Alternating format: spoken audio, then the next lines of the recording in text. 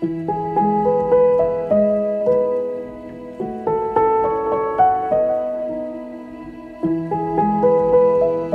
todos nuestros dilectos amigos que nos acompañan en este momento, quiero extenderles un cordial saludo especial a la comunidad de ecuatorianos que nos dilecta con su presencia en este momento, especialmente aquellos que se encuentran no solamente en Canadá, sino también en Ecuador y que por A o B circunstancias tienen la idea de venir a este país a empezar nuevamente su vida. Así que les damos una cordial bienvenida a esta serie de encuentros que vamos a tener a partir de este momento. Y me es grato para mí presentar a una muy directa amiga, Amelia López, que es una profesional a carta cabal y tiene unas credenciales increíbles, ya le van a conocer. Así que sin más preámbulos, quiero darte la bienvenida, querida Amelia, gracias por acompañarnos y presentarte, pues, ¿quién es Amelia López de Müller? Bueno, te agradezco muchísimo y a todos los ecuatorianos que nos están escuchando, bueno, a todos los que están participando en estas transmisiones. ¿Quién es Amelia López? Bueno, ecuatoriana de origen, quebequense por adopción, canadiense porque tengo ya la nacionalidad canadiense a la que los ecuatorianos podemos acceder también sin perder la nuestra. Y vivo en Saint-Jean-sur-Richelieu. Entonces, en términos de quién es una persona en otro país, de alguna manera nos referimos a todos esos espacios que ocupamos, ¿no? Nuestro origen siempre será ecuatoriano, el lugar que nos vio nacer. ¿De dónde nació la idea? Mira, más que nacer, fue una circunstancia. La vida siempre es eso, ¿no? Una gran em, oportunidad. Y yo practico un arte marcial que se llama Kinjodo, es el arte marcial de la felicidad. Y yo he tenido la oportunidad de viajar a través de esta práctica a diferentes países y de transmitir y de formar. Y en una ocasión, pues teníamos nuestro Congreso Internacional y en el Congreso Internacional yo no pude asistir porque en ese momento yo estaba trabajando en la Universidad Católica y no encontré la posibilidad de un reemplazo. Y la persona que compartió la habitación que estaba destinada para mí, un gran amigo que lo recuerdo con mucho cariño, no diré su nombre porque no le he pedido autorización, pero él nos puso en contacto al que ahora es mi esposo. Entonces, da la casualidad que era canadiense. Entonces, de alguna forma, es el amor el que me trajo acá. El proyecto de vida se presentó de esta manera. Y si un poco por la experiencia con todos los inmigrantes con los que he tenido la ocasión de colaborar, acompañar y intercambiar también, ¿qué es lo que nos motiva a dejar en nuestro país? Siempre es el amor por nuestros hijos porque queremos una mejor vida para ellos, el amor por nuestra pareja porque queremos que tengan mejores oportunidades, el amor por nosotros mismos porque queremos crecer, aquellos que vienen a estudiar y quieren progresar y prosperar en la vida. Entonces, en mi caso fue así, fue porque da la casualidad que la persona con la que encontré en la vida para compartir y hacer un proyecto de vida, su origen era canadiense.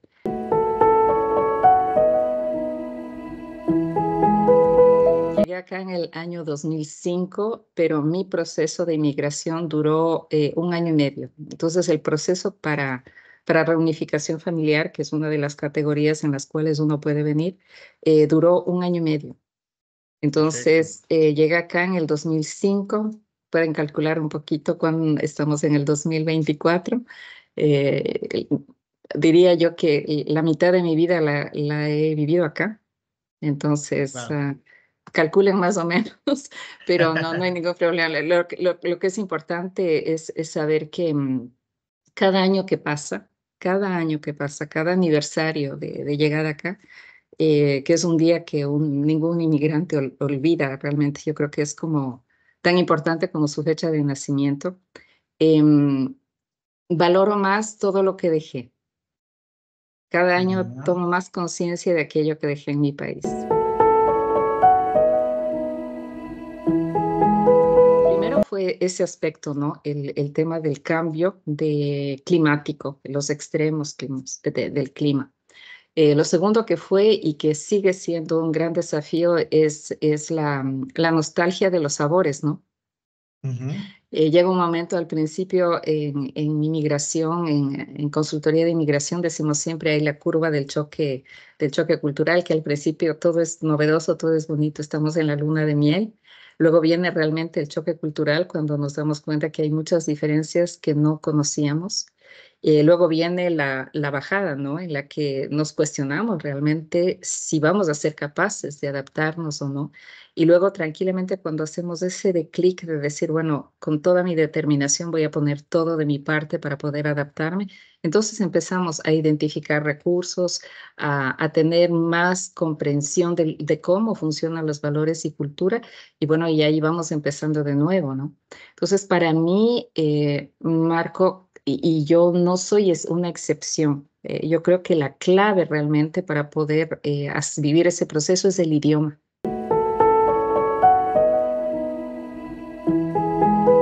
Un idioma es la expresión del alma de un pueblo. Y así como los ecuatorianos tenemos dichos, tenemos bromas, tenemos cosas que solamente los ecuatorianos conocemos, a pesar de que hablamos el mismo español en toda América Y del Sur, podemos entender también. y podemos entender, sucede exactamente lo mismo con el francés. Entonces, la estructura gramatical, los verbos, todo tiene una base, pero las expresiones, ¿qué es lo que quiero decir con una expresión? O hacemos en francés, en Quebec se hace mucho las contracciones. Entonces, por darte un ejemplo, comment tu t'appelles es un francés un poco más académico, ¿no? Y aquí te es comment tu t'appelles. Entonces, hay una contracción, se hacen muchas contracciones que hace al principio muy complicado comprender. Por ejemplo, la primera semana yo quería en mi autonomía irme a pasear en bus y mi esposo ya salió al trabajo, entonces me dijo, llama por teléfono para que te den indicaciones. Llama por teléfono. Entonces, claro, yo pasé, no pude salir de la casa porque no lograba comprender lo que la señorita me decía. Y yo le volví a decir, s'il vous plaît, por favor, repita nuevamente. Y muy gentil la señorita me volvió a repetir, pero yo era incapaz de comprender lo que me quería decir. Inclusive la forma como responden a las preguntas es otra. Entonces, el tema del idioma es una clave de acceso, ¿no? Y estudiar los idiomas de forma académica es muy buena, pero realmente uno se va puliendo ya en la experiencia vital. Claro que sí. Mira, uno de las maravillas, creo yo, es que aquí en Quebec y en Canadá, la edad no es un límite para trabajar. En nuestros países, por ejemplo, a los 34 años, o sea, si no has hecho una carrera, hay muy pocas posibilidades que tienes de ser contratado. Probablemente tal vez en este momento las cosas han cambiado, ¿no? Pero en general, cuando yo dejé el Ecuador era así, ¿no? A los 20, 24 años, salido de la universidad, 30 años, ya, o sea, ya estabas establecido profesionalmente. Y luego de eso, a los 36 años, 35, 36, era muy difícil encontrar un trabajo por la edad pesaba mucho. En Ujú. cambio, acá no. Acá tienes una apertura muy grande en función de tus competencias. Entonces, mi proyecto de vida era fundar una familia. Independientemente de eso, yo quería seguir activa también profesionalmente, pero uno de mis desafíos era saber que yo estaba sola y que no iba a contar con la tía, la abuelita, la amiga que venga tal vez a darme una ayudita con los niños. Entonces, eso fue un desafío para mis valores personales. Eso depende de cada uno, ¿no? Y aquí el encontrar una guardería es realmente muy difícil. Entonces, tan pronto yo tuve la linda noticia de que iba a ser mamá, había que Entre paréntesis, ¿cuántos hijos tienes, Emilia? tengo dos niños. Dos niños. Ya soy mamá de un adulto, 18 años la mayor y 17 años el segundo. Ay, ay, ay, ay, muy bien. Entonces, sí, entonces solamente para decir que, claro, entonces inmediatamente había que inscribir Inclusive, tan pronto tuvimos la buena noticia, había que inscribir al niño en el sistema de guarderías nacional, porque las guarderías, les CPE, que se llama los centros de la pequeña infancia, y las guarderías privadas, pero en todo caso es muy difícil tener un cupo. Entonces, ¿Y son tan costosas pronto las guarderías hay programas en ya? los que tú puedes, bueno, en esa época era $7 el día para una guardería con ayuda del gobierno. Y las privadas podrían llegar hasta 21, $22, un poquito más por día. Entonces, y eso es deductible de impuestos, porque aquí el sistema de los impuestos también es interesante de comprender. Pero para llegar un poco como digo, podríamos extendernos muchísimo sobre cada Ajá. uno de estos temas, ¿no? Pero entonces yo decidí, porque era mucho más ventajoso económicamente, porque el gobierno aquí, para las familias, tienen un bono que se llama, el, ah, es un bono familiar que tú recibes en función de los niños. Entonces, para nosotros, en la situación en la que yo estaba, era mucho más ventajoso que yo me quede en casa con los niños, que salga a trabajar. Pero como siempre he sido emprendedora, entonces yo inscribí, me abrí una empresa personal en la que daba desarrollo personal con el Kinjo-Do principalmente y con herramientas de desarrollo personal, eh, em, organizando talleres y formaciones. Entonces yo tenía mi empresa en casa, con una empresa registrada autónoma. Y estaba al mismo tiempo en casa con los niños, cosa que me parece un regalo divino. Y bueno, mi esposo tenía su trabajo normal y eso me permitió a mí tranquilamente irme involucrando. Algo que aquí se valora mucho es el voluntariado. Entonces, ¿por qué? Porque haces una red social, te das a conocer, conoces, practicas el idioma, comprendes cómo se funciona acá. Entonces yo me involucré en diferentes voluntariados acá.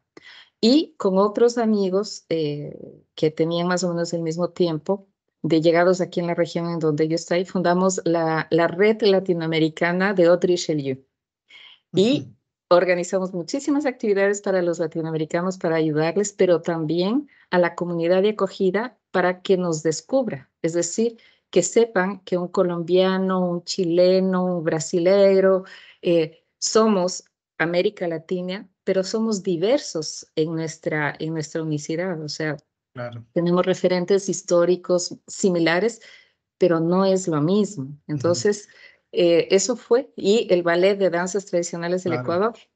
Entonces, dar a conocer nuestras tradiciones, la comida, la danza, los juegos tradicionales. Me involucré muchísimo. Yo creo que la llave realmente para poder integrarse es aportar la riqueza que traemos. Lo primero y lo recomendable es tomar conciencia cuál es mi punto de partida, dónde estoy en este momento y conocer mi realidad económica. Hay muchas personas que desean migrar, pero que no conocen realmente su capacidad financiera en su país. Entonces, tienen que hacer primero un estado de situación financiera, mis deudas, mis activos, un balance global de mis haberes conceptuales, es decir, mi formación, qué es lo que yo tengo, la constitución de mi familia. Primero saber si vengo con mi familia, si vengo con pareja, qué tan sólida es mi pareja, qué tanta confianza tengo con mi pareja. Mis sistemas de comunicación con mi pareja es muy importante, el nivel de comunicación con mis hijos. ¿Cuál es la relación? Hay que construir de alguna manera un clan, si tú quieres, que tenga un sistema de comunicación en el que yo pueda percibir cuándo estamos bien, cuándo no estamos bien, cuáles son las necesidades, cuáles son las perspectivas de cada uno. Entonces, el punto de partida para este nacimiento de este proyecto es saber cuál es mi realidad concreta, con qué yo cuento. Y luego identificar si es Canadá, si es Australia, si es España, si es Italia, tomar el tiempo. Un proyecto de migración no es algo que se decide en 3 meses ni en 2 meses, lleva tiempo y hay que darse el tiempo. Hay que prever lo máximo posible todas estas consideraciones.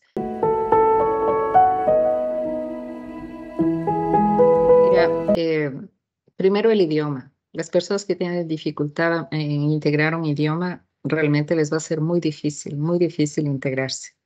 Porque sin idioma es como una clave de integración. Y conozco personas aquí que viven ya 35 años, que ya han hecho toda su vida acá y que han hecho su vida dentro de su comunidad y que hablan el francés funcional o el inglés funcional para lo mínimo, pero no necesariamente están integrados, sino que hacen parte de la comunidad. Tienen una mejor calidad de vida, sí, pero no tienen no están integrados completamente a todo lo que habrían podido dar. Yo creo que es una pregunta, es pregunta del millón, Marquito, por favor, porque, ay, Dios mío, ¿cómo responder a una pregunta tan delicada? Yo creo que depende de cada persona, pero una característica fundamental es el tema de los idiomas, como te digo que a mí me parece fundamental, es tener una apertura mental, o sea, tener realmente abrirse, tomar conciencia de los prejuicios que tenemos. Sí, es importante de liberarnos de formas de vivir y de ser que sí hay que humanamente, no podemos desintegrar nuestros valores fundamentales, pero probablemente más bien mirarlos como valores humanos trascendentes, que son generales y que son universales. A veces nos quedamos como muy encerrados en nuestra forma de ver las cosas y no aceptamos la diferencia como una riqueza, sino como una amenaza. Entonces, yo creo que esas dos características, el tema de tener una apertura de mente, una persona que viene con las condiciones ideales, trabajo en su estatus, claro que va a tener desafíos como emocionales, como adaptación a la alimentación, como adaptación a los valores.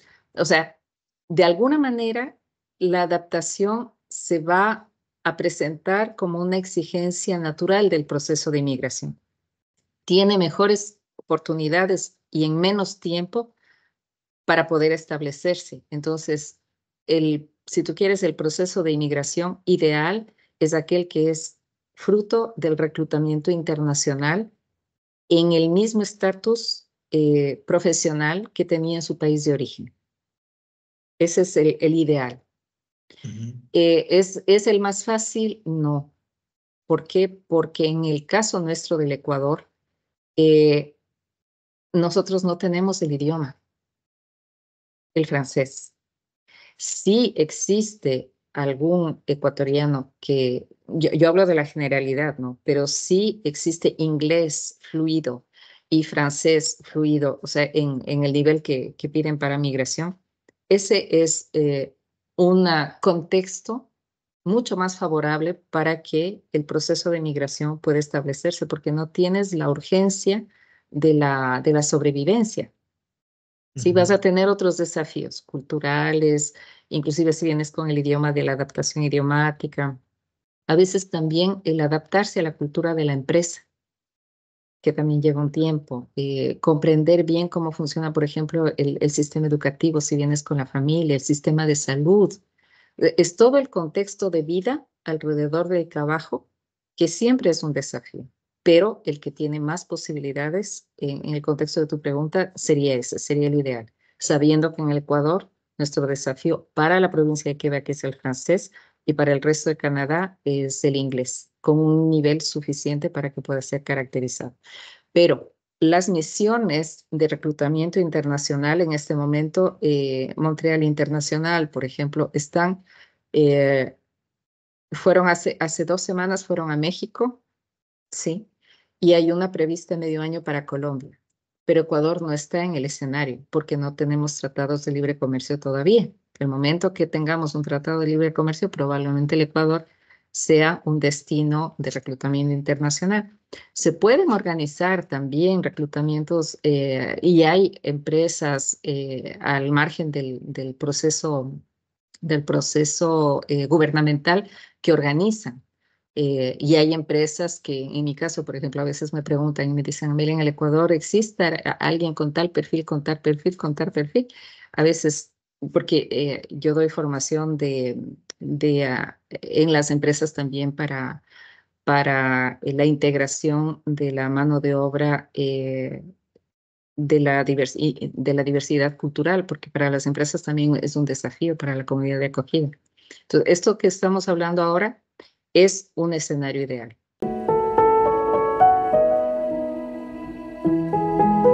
Claro que sí.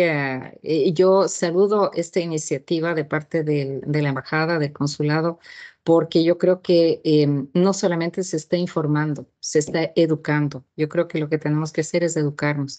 Información, sensibilización hay muchísima, pero darnos el tiempo de educar a las personas en el proceso, qué es lo que tienen realmente que considerar para poder iniciar un proceso. Antes de iniciar hay que tener una preparación lo más sólida posible para poder, en el caso de que existan circunstancias que se presentan, nos podamos adaptar. Hay que tomar en consideración que es una inversión de dinero, de recursos, de tiempo, de aspiraciones. em, y es importante saber que cuando tomamos la decisión, sea individual o familiar, hay consecuencias importantes que están en juego. Entonces, yo creo que hay que tomarlo mucho más en consideración y realmente yo agradezco también que me hayan tomado en cuenta para que pueda, eh, con mi experiencia, dar lo mejor que yo pueda contribuir a la comunidad, al país, de esta forma. Muchísimas gracias y pues a nuestros amigos, una vez más, el agradecimiento, el reconocimiento y nos veremos pronto. Hasta la próxima.